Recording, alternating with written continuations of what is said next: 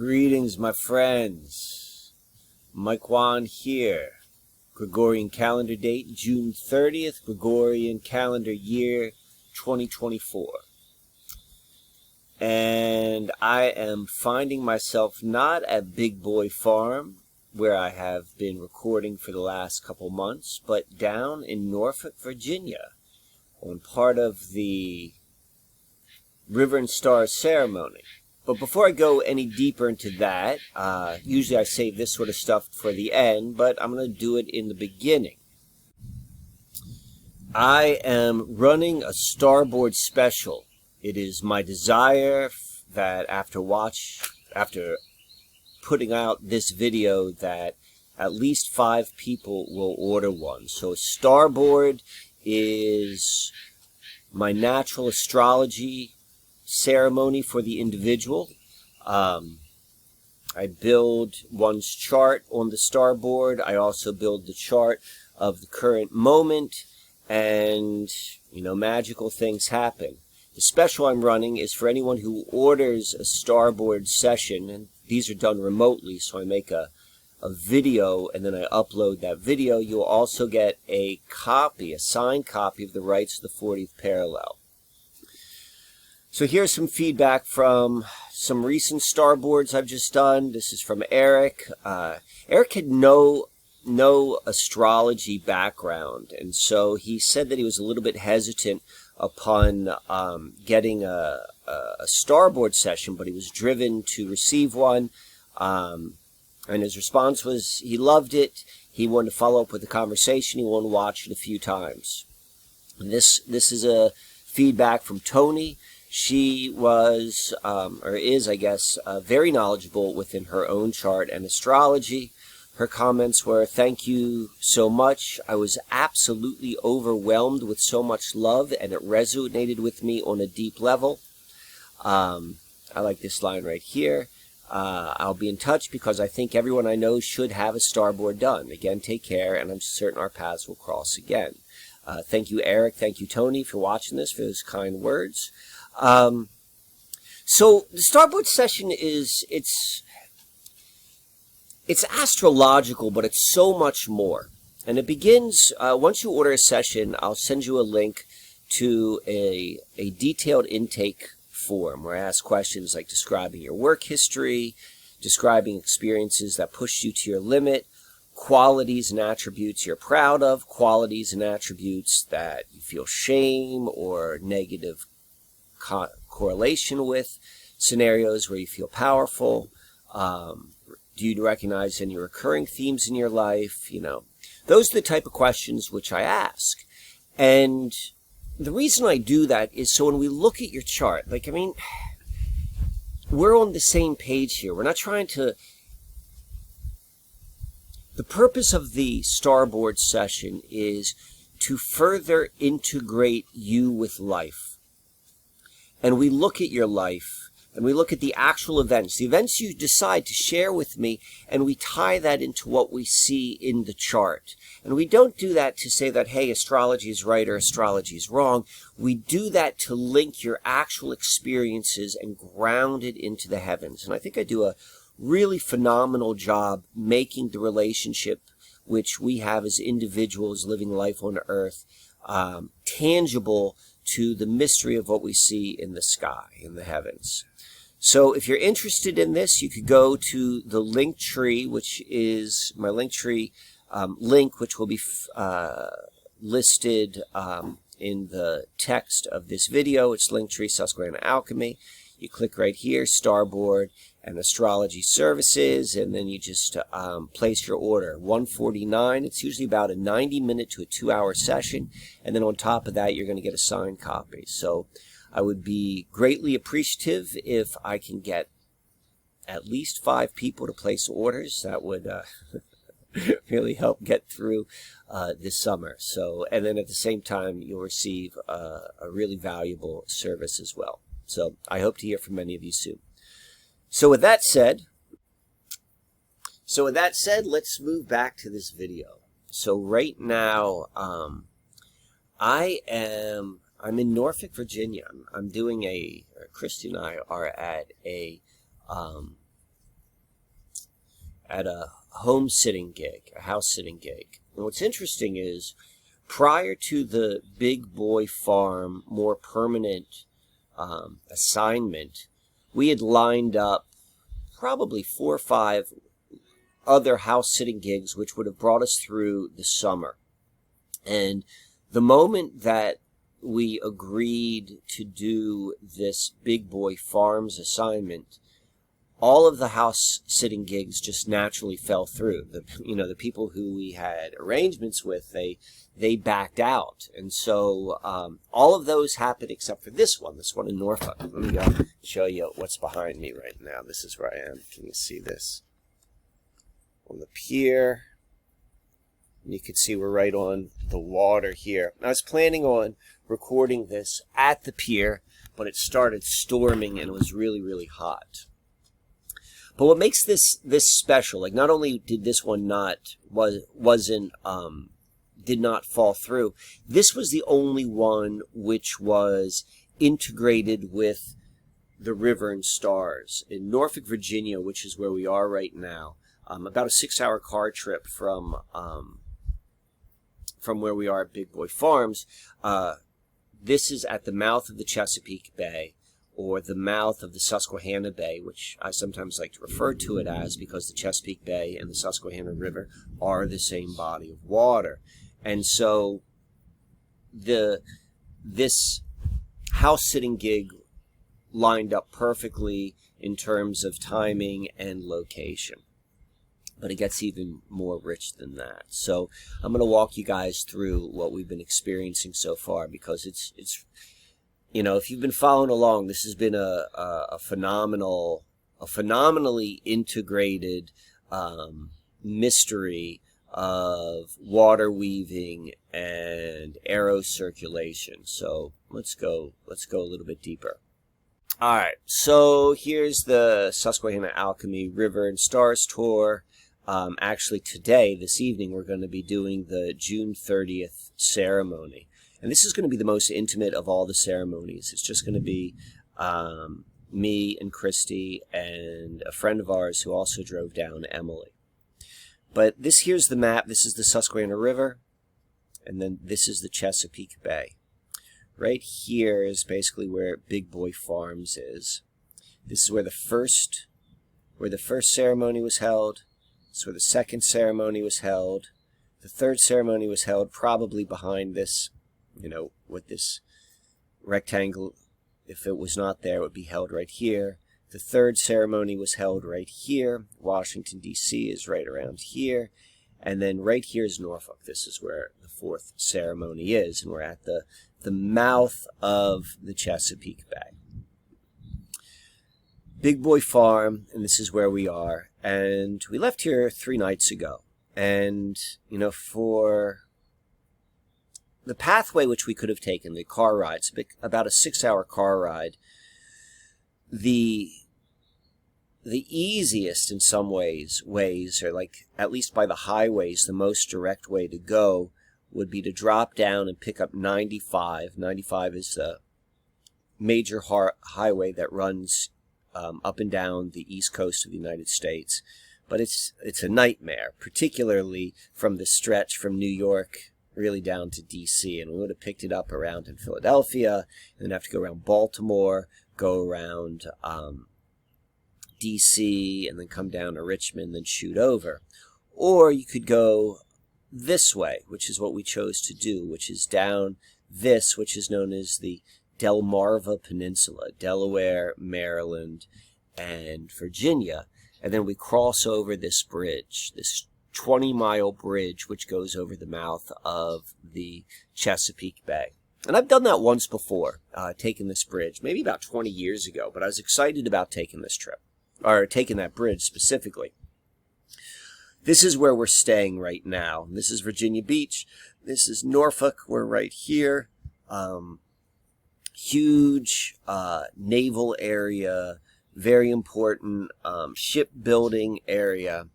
Interesting, the house which we're staying at is a former commander within the Coast Guard, which further deepens this connection, which we've been experiencing since the very beginning, of house sitting within military houses, before primarily the Marines, now the Coast Guard, but then also more generally just anything which is kind of governmental, or deep state, if you will. Here's the bridge that goes across the mouth of the Chesapeake Bay. Yeah, right here, this is where the house, no, I think the house is right here. And so this is that body of water, which you could see, which I showed you. So before I get into this, let's do the build-up. This is where Berkeley Springs was. Berkeley Springs was two River and Stars ceremonies before, and I just released a video with Sean discussing that. And then we went to Quantico. And Quantico is right here. Both Berkeley and Springs and where we were in the Occoquan. So Quantico is right by the Occoquan River, which goes into the Potomac, and this is the Potomac River, which is one of the major tributaries of the Chesapeake or Susquehanna Bay. It's also the river which goes through Washington, D.C. And Berkeley Springs is on, or at least where we did the Berkeley Springs ceremony was on the Potomac River. This Maryland-Virginia border is formed by the Potomac River. You can see right here, and I think we're probably close to right here is where Berkeley Springs was. And now we find ourselves down here. So this here is the satellite image. This is the Chesapeake Bay. And when we look even more closely, we see that this is the mouth of the bay, and these bodies of land. One is called, excuse me, Cape Charles to the north and Cape Henry to the south. This is Cape Henry, and this is Cape Charles. So we're going to go into what I'm going to call the first weave. I told you that we crossed the Chesapeake Bay Bridge Tunnel. It's a 17.6-mile bridge tunnel that crosses the mouth of the Chesapeake Bay between the Delmarva Peninsula and Hampton Roads. This is called the Delmarva Peninsula. This is Hampton Roads. It opened in 1964. And when you look at the Wikipedia description of it, when they begin giving you the history of it, you can see this is the Wikipedia description, open on April 19th, for those of you who understand the significance of April 19th. But anyway, they begin with the history of it, talking about the Virginia Company of London and the colony of Virginia and Jamestown Colony. Like, that's the Susquehanna mystery. That's what we're talking about right down here. All of this is Susquehanna mystery, and it begins with Jamestown, as Jamestown is the beginning of globalism, if you will. And we see these names, these Cape Henry and Cape Charles. The naming of these go back to the actual establishment, that time period of Jamestown. Cape Henry is, here we go. After sailing across the Atlantic Ocean from England, they reached the New World at the southern edge of the mouth of what we now know as the Chesapeake Bay. They named the two flanking Virginia points of land capes, like giant gateposts at the entrance of the long, extensive estuary. So they're talking about these. These are the capes right here. Very similar to the Straits of Gibraltar, if you will. That's what I was thinking of. Often when we think of capes, we think of like the great sailing capes going around the cape on the bottom of South America or the bottom of Africa. We don't think about it as often as the capes being these gateposts into this right here. Now, I'm not going to get too deep into the Susquehanna mystery, but this is the oldest river in the planet. Everything takes place here. This is all theosophically marked. It is tied into computer technology. Washington, D.C. is here, the oldest river, all of that sort of stuff. It is my personal the conclusion, which I think is crystal clear to make, is that this was always part of the story, or the story of John Dee and Queen Elizabeth and creating the British Empire and coming here for the first permanent British colony. Like, you know, I don't know if they backfilled that story or if that story was... There's more to it, is just where I'm going with it. So we can also see that here with the naming of these points right here, and then this bridge which opens up on the 19th of April, which is a notorious date for primarily fire ceremonies, right? That's when Columbine was, that's when Waco was, that was when Ruby Ridge was, that's when Deepwater Horizon was, that's when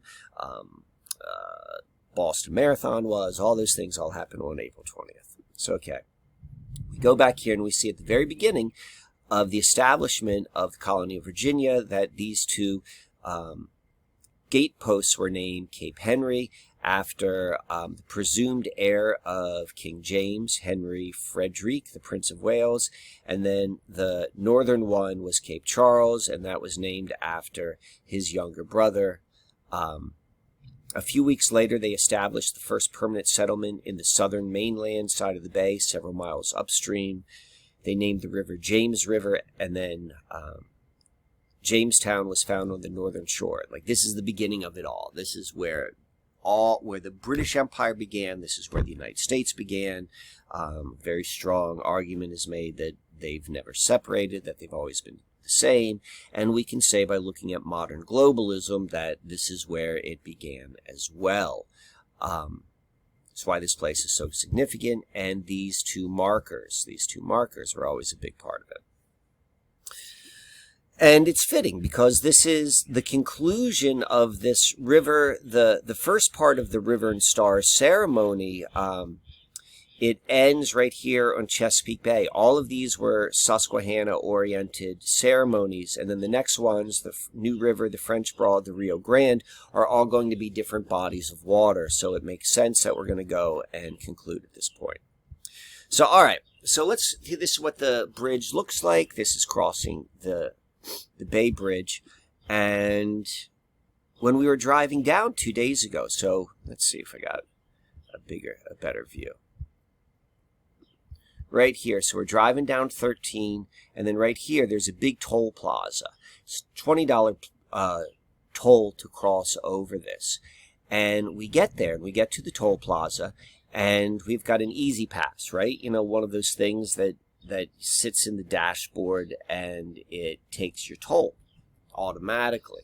I mean, they're going to go in, if you're going to have to drive through these toll booths, they take all of that information, but anyway, so we're here, we're crossing over this toll gate, and we drive. This is what it looks like, and we get right to the gate, and the gate wouldn't open up. The gate wouldn't open up. Like, we drive right to it, and cars, like, start to come behind us. It wasn't like one of those lanes where you just drive through. You drive through, and then the gate opens up, and it wouldn't open up for us.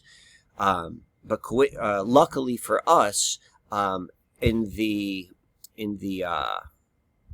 space in between, if we were in this gate, actually I think we were this one, this was manned by a human being, and that human being was like, all right, well, your Easy Pass didn't work, which is strange because Easy Pass was working the entire trip down.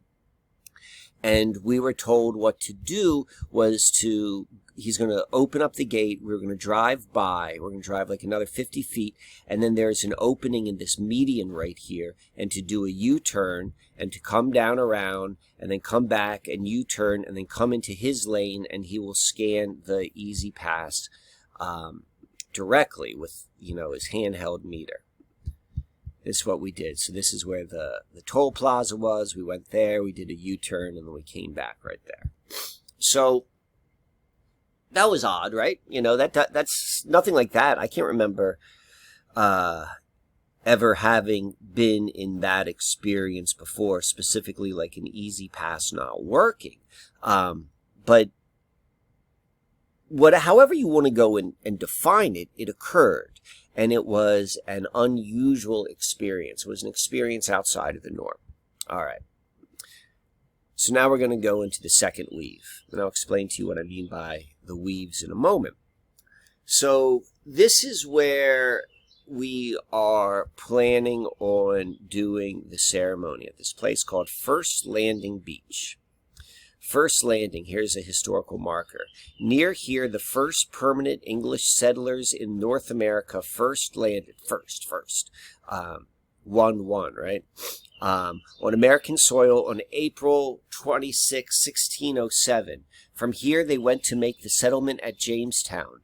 The brick lighthouse was built in 1791. So there's a lighthouse, which is also here. So you could see that's where the lighthouse was.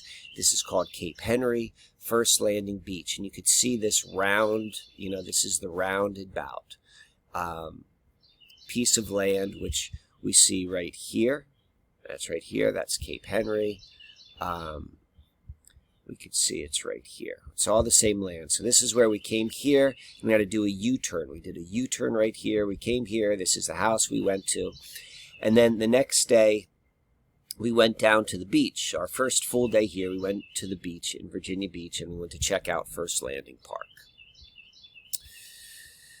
So, we go to check out First Landing Park. Here's where the historical marker was, and we were following, we got confused, I suppose, and we're on this road right here, and we should have turned left, but we kept on going straight, and we came all the way up here to this place called the Visitor Control Center, and this is what it looks like. This is the, you can see right here, this sign right here, if you look more closely, that's it. This is the Visitor Control Center. Visitor Control Center, this is the Visitor Control Center, and what this thing is, what the Visitor Control Center is, it is the entrance to a naval base. Like, this is a military base, and we drove up here by mistake thinking we're going into a state park, and they're like, no, this isn't a state park, and we were met by 3 guards, moderately armed, and they then asked to see our ID, and then we had to do the exact same sort of thing. What did we do here? This is the Visitor Control Center. This is what it looked like. We were stopped here. We said, no, this is not where we meant to be. We want to go to the First Landing Park, and they're like, nope, you're not at First Landing Park, that's right around the corner. And so we had to go here and do another U-turn and then come through here, and then they gave me my ID back. This is what it looked like. So some really interesting things here before I get even more deep into that. As I indicated right here, we see that it says first and first, first and first. And then we see right here, it is A and A, and there we have 101. So, particularly in the model of understanding of reality, that this is some sort of digital simulation, this is the beginning. This is the 101 point right here. I don't know if that's actually what's happening, but we're seeing first and first, A and 101 happening right here.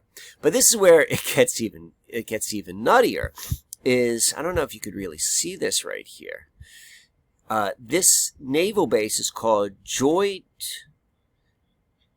I can't read that, Little Creek First Story. So here, Joint Expeditionary Base, Fort Story. This location right here, this location where First Landing Beach is said to happen, right here is where the First Landing marker is. This is where Cape Henry Lighthouse is. This is the first story. This is Fort Story. This is the first story. This is the first story of the entire American dream, of the globalism, of whatever's happening. This is where it takes place, right? This is the beginning. So a little overview of the base, 1,400 acres, sandy trails, cypress swamps, Fort Story has 3 historic sites: the Cape Henry Memorial Cross, which marks the location where the Jamestown settlers first landed in 1607, the old Cape Henry Lighthouse, and then the place of the Battle of the Virginia Capes Monument, where French Admiral Francois Joseph Paul, Comte de Grasse, am I pronouncing that correctly? He had a famous sea battle on September 5th, 1781, and prevented the British from reaching Yorktown during the American Revolutionary War. So this location is immensely like storied. And let me even add to the story right now, because like part of what we're doing is we're literally pushing up against the nature of reality, and where the nature of reality meets paradigm. Paradigm are the stories that are collectively shared, which shape out, reality experience. We're all explorers here. We're trying to understand what this is. And, from the very beginning, that's how we've kind of labeled, the whole aerocirculation mission, if you will, is preparation for a new destiny. We could even change it for a new story, like change the storyline. The storyline, of the last 400 years is linked right here, right where I'm sitting. And these weird things have happened. What are the weird things? I had to do 2 U-turns at government facilities before, like right at the gate posts of the most ancient river where it meets the Atlantic Ocean. Whatever that actually may mean, whatever baseline reality is, like, the intention was set. We've been following this story. You guys have. I've been telling the story. I've been recording the story for at least this, for years really, but this chapter, this version of the story since January. And, now that we're here at the mouth of the Chesapeake, I've been to Virginia Beach before. It's probably been about 10 years, maybe 20 years. It's been about 20 years since I've been to Virginia Beach. But, I certainly haven't been here since I've delved into the Susquehanna mystery. And all of this stuff is like experientially happening, those U-turns, like Fort Story, the beginning of stories, like the first, A1, like what is going on here? So if that's not enough, we got to add this into the mix. All right, so right here's where that landing marker, this marker is located right here. Right here is where it says Visitor Control Center. This, you could see right here, is 1.5 miles away is this. Like 1.5 miles away is a very, very short distance. Is the Edgar Cayce Health Center and Spa. This is what it looks like from the outside. Here is the Center for the Association for Research and Enlightenment. Make up whatever opinion you want of Edgar Cayce. I know this face. I'm looking at this face right now. I don't know this face from like when I'm saying like a dream. Like there's someone in my immediate life right now. I can't put my finger on it. Maybe it'll come to me by the end of this video. But the way those deep sunken eyes, the shape of the head, the shape of this forehead, like I know this face. I know this person. Who is that? So that's Edgar Cayce. He lived from 1877 to 1945. He was an American attributed clairvoyant who claimed to speak from his higher self while in trance-like states. His words were recorded by his friend Al Lane. He would answer questions on healing, reincarnation, dreams, the afterlife, Atlantis, nutrition, a devout Christian, Sunday school leader. Like, this is where he lived. He founded the non-profit organization, the Association of Research and Enlightenment, to record and facilitate the study of his channeling and to run a hospital. Where did he do it? Right here. right where it all began. Like, you know, take whatever you want with him. Like, I know who Edgar Cayce is by, you know, I'm familiar with him as a historical feature or a historical person. I'm slightly familiar with some of his predictions. As I was preparing for this video, what I thought was most interesting was one of his predictions was the coming fifth root race. And he said that humanity will experience the next iteration, which he's calling the fifth root race. Fifth root race is theosophy language. Like when you hear root races, that language originates from the Theosophical Association in the late 1800s. This right here is the beginning of the Susquehanna River where the Baseball Hall of Fame is. Abner Doubleday and Albert Spalding are the reasons why it's right there. Major theosophists. And now we have right here at the very bottom of it, we've got Edgar Cayce. It doesn't say he's a theosophist. It says that he's a devout Christian. But if he's using the language of root races, well then he obviously is talking about coming from a theosophical perspective, to say the least. And so this is from the website of the Association of Research and Enlightenment, a 1938 letter from Edgar Cayce. The ARE is not a creed, a doctrine, nor a cult. It is merely a name used to designate a group of people joined together with certain common attitude towards the field of religion, philosophy, science, and life. I think that's fair to say what we're doing. You know, we have a certain common attitude, like we don't know what any of it is, and we're trying to like understand maybe a little bit more so about what it is and where it is we are. The essential element of this attitude is that it is experimental or research. That's what we're doing. It wishes to keep an open mind toward all facts in every field of thought, and its central drive is the attempt to apply all knowledge to the problem of better living. That's real interesting syntax, the problem of better living. To the problem, I'm not even going to lean into that, but what I will say is in the most general sense, that sounds very, very appropriate to describe what we're doing here. So, where am I going with all this? So where I want to go with this is, what's most interesting is right here. This is where the U-turn was done, and this is where the U-turn was done. Let's go.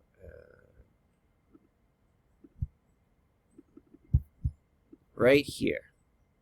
U-turn happened right there and right here. This line right here.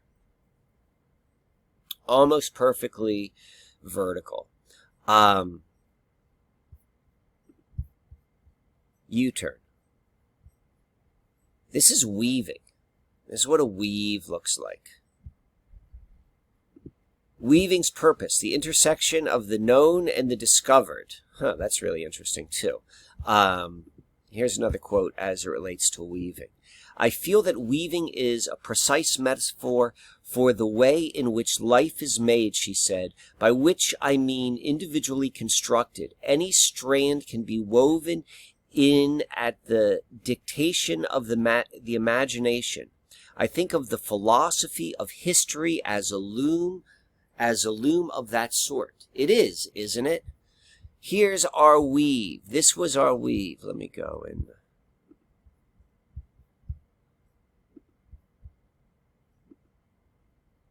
Right there.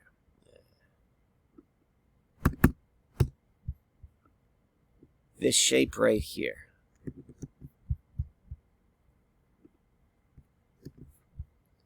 We did a weave.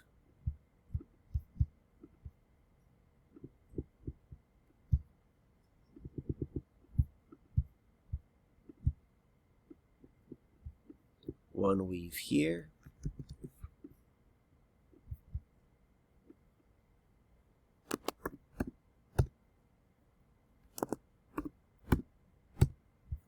One weave here. We've said from the very beginning, we said that what this is a water weaving exercise.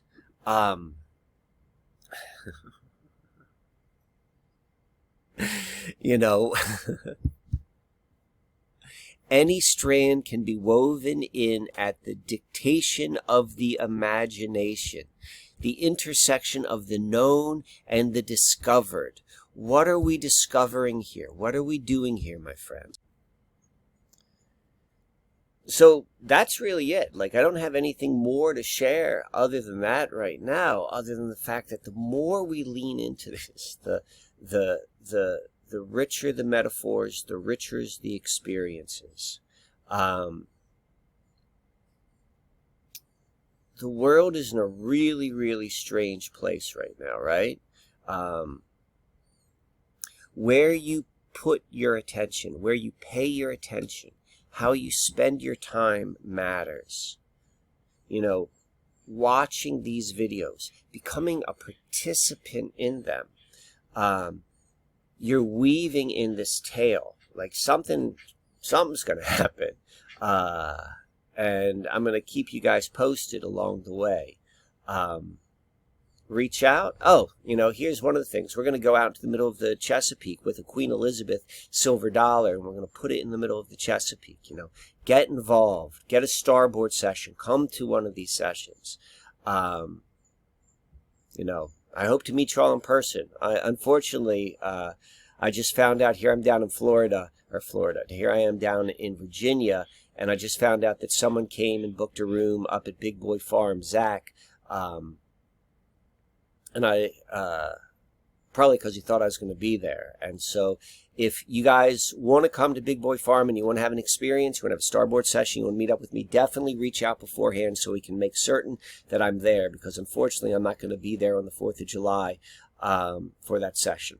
Anyway, until the next update, I hope everyone is, what do I hope?